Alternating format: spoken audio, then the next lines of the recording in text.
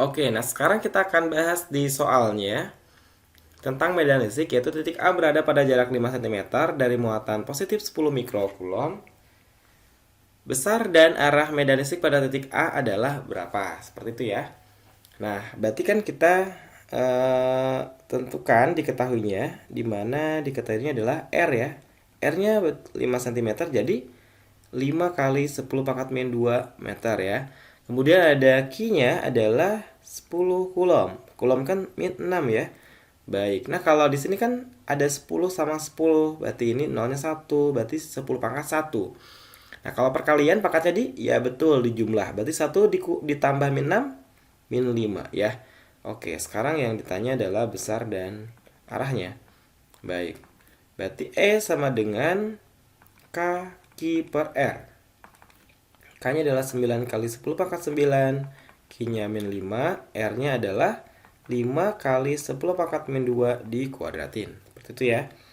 Nah, berarti E-nya sama dengan 9. Nah, ini kan perkalian ya. 9 tambah min 5, 4. Berarti 4 gitu ya. Ini dikuadratin berarti 25.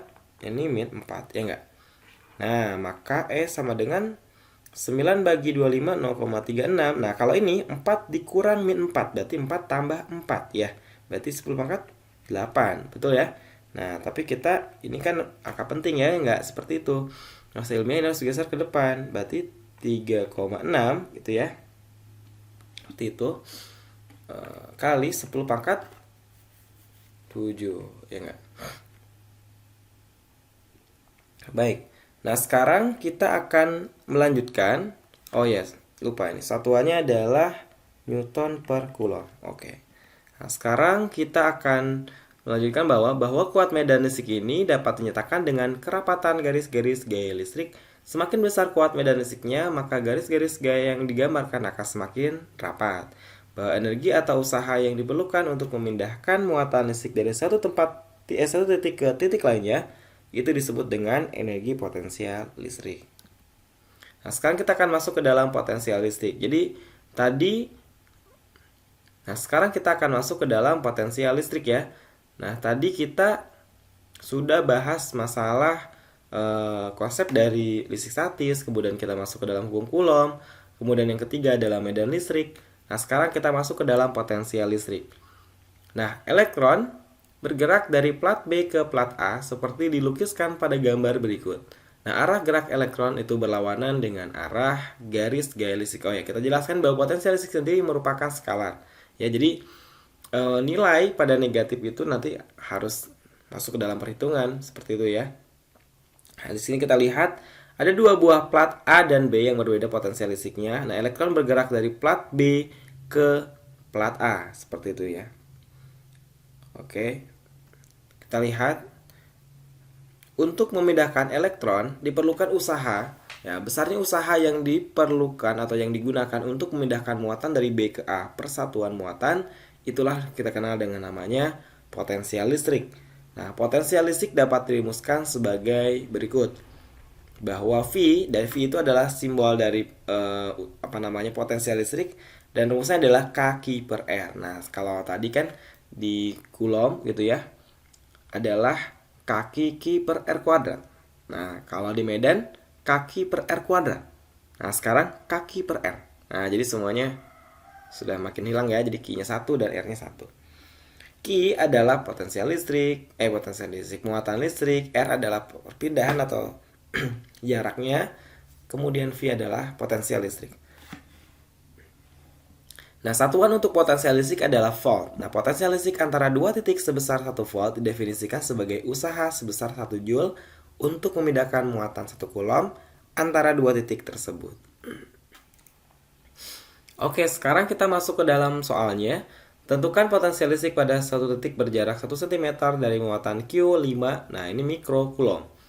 Ya, konstanta coulombnya adalah 9 kali 10 ke 9 Nm kuadrat per coulomb kuadrat.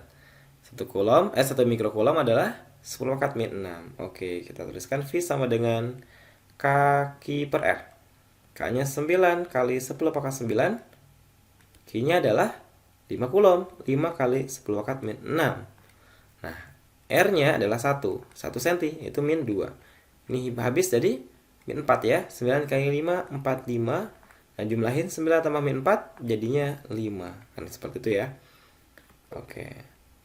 Baik, atau kita geser juga 4,5 pangkat 6. Seperti itu ya.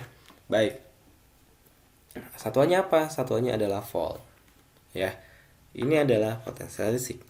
Nah, kemudian kita akan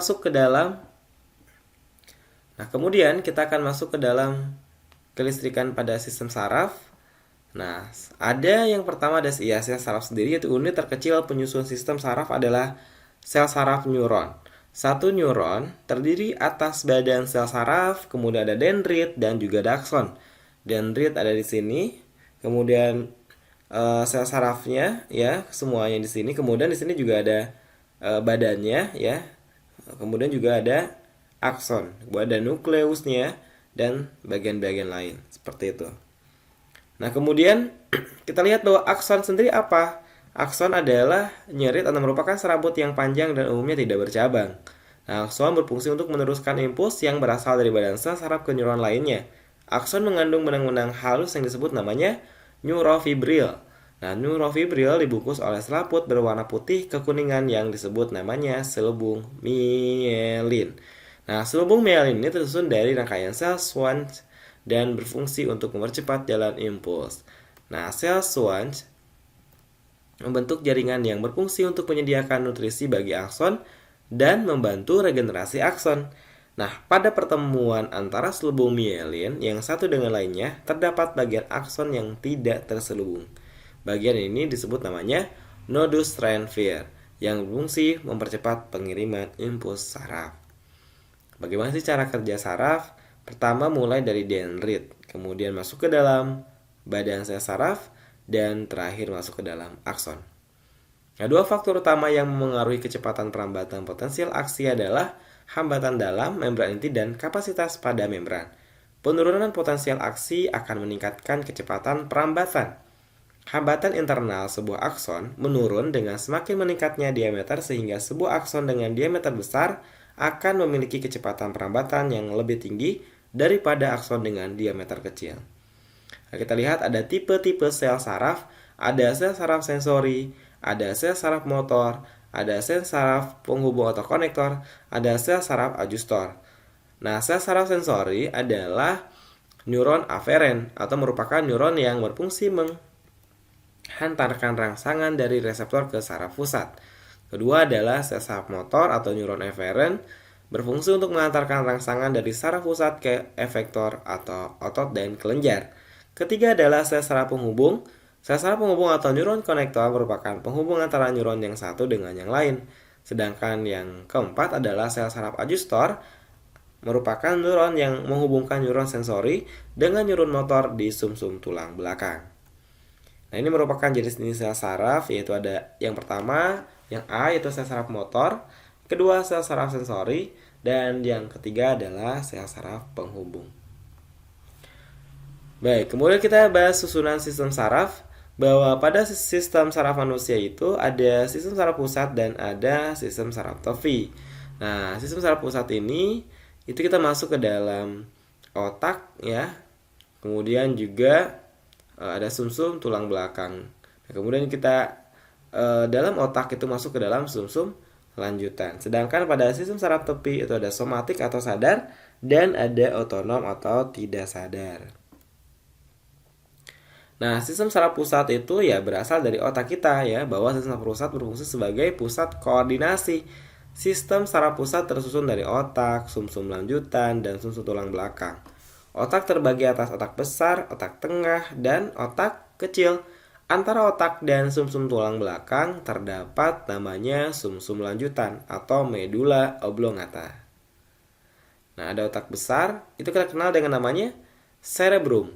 Nah, otak besar ini berfungsi sebagai pusat pengendali berbagai aktivitas tubuh yang disadari, yaitu berpikir, kemauan, ingatan, mendengar, membau, bergerak, dan melihat. Sedangkan otak tengah atau namanya lain adalah mesencephalon, itu penghubung antara otak depan dan otak belakang. Kemudian ada otak kecil atau cerebellum adalah sebagai pusat keseimbangan tubuh dan koordinasi gerak tubuh. Kemudian ada sumsum lanjutan atau medula oblongata, itu sebagai pusat pengatur denyut jantung dan tekanan darah, gerak pernapasan, pelebaran dan penyempitan pembuluh darah, refleks menelan, muntah, batuk, dan bersin. Sedangkan sumsum tulang belakang atau medula spinalis untuk meneruskan jalannya impuls dari dan menuju otak serta pusat gerak refleks. Nah, kemudian kita masuk ke dalam sistem saraf tepi. Sistem saraf tepi merupakan saraf penghubung antara saraf pusat dengan organ-organ tubuh sistem saraf tepi, di mana ada saraf sadar atau somatik dan saraf tidak sadar bahwa atau nama lainnya adalah otonom. Ini merupakan bagian-bagian dari sistem saraf tepi. Kemudian ada impuls saraf. Impuls saraf itu ada dua macam cara yang dilakukan impuls, yaitu jalan panjang dan pendek. Nah, jalan panjang merupakan jalan impuls yang dikendalikan oleh otak berupa kegiatan-kegiatan yang kita sadari. Nah, jalan pendek ini terjadi pada gerak refleks. Yang pertama ada gerak yang disadari, itu dari reseptor saraf sensori masuk ke dalam otak, kemudian saraf motor dan baru ke efektor. Kemudian kalau dari gerak refleks itu dari reseptor, kemudian ke saraf sensori, kemudian ke sumsum tulang belakang, kemudian ke saraf motor dan efektor. Oke, kemudian kita akan bahas adalah hewan yang mengandung listrik. Yang pertama adalah ikan belalai gajah. Ikan ini memiliki tonjolan ya, seperti pada gambar di samping. Ini merupakan belalai dari kepala. Organ ini diselimuti oleh elektroreseptor yang berfungsi untuk pertahanan diri, serta komunikasi dan navigasi dan mencari mangsa. Di bagian ekor dilengkapi dengan organ yang menghasilkan listrik, khusus yang terdiri atas ribuan elektroflux. Kemudian adalah pari listrik.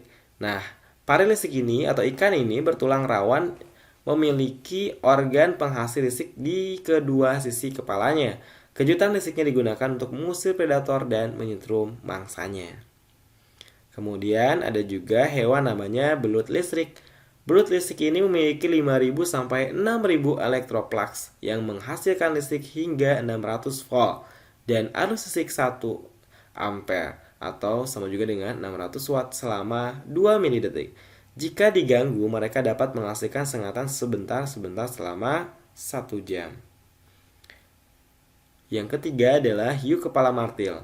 Hiu ini memiliki ratusan ribu elektroreseptor atau ampula Lorenzini sehingga dapat mendeteksi sinyal listrik yang lemah sekalipun dari mangsanya. Ampula mendeteksi medan listrik yang dihasilkan oleh hewan lain di bawah air sehingga memungkinkan martil untuk memindai mangsa dari dasar laut. Ampula Lorenzini juga dapat mendeteksi medan magnet bumi yang digunakan untuk mendeteksi arus laut yang bergerak dalam medan magnet bumi. Apakah masih ada? Ya, ada lagi. Hewan namanya adalah echidna. Ya, hewan ini memiliki tubuh berduri dan moncong, memanjang yang berfungsi baik sebagai mulut dan hidung. Bagian moncong juga mengirim sinyal-sinyal listrik yang membantu menemukan mangsa seperti serangga sebagai makanannya. Sistem elektroreseptor di moncongnya ya. Jadi kalau misalkan kita lihat di mana sih sebenarnya bagiannya, ya pada moncong si echidna. Echidna memiliki 400 elektroplugs. Ya, itulah ya pembahasan kali ini. Sekian dari saya. Assalamualaikum warahmatullahi wabarakatuh.